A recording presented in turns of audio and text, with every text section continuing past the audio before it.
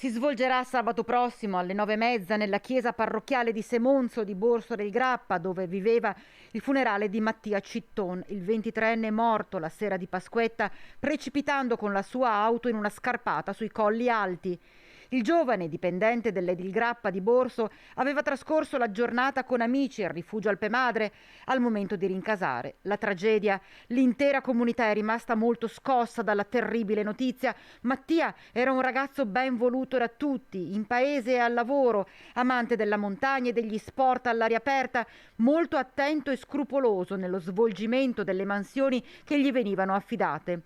Il titolare dell'azienda metalmeccanica per cui lavorava il 23enne, Paolo Mazzaro, ha deciso, d'accordo con il sindaco Flavio Dall'Agnol, di dedicare al compianto Mattia Citton una borsa di studio di 500 euro da destinare a sorteggio a uno dei 21 neolaureati premiati dall'amministrazione comunale il prossimo 1° maggio.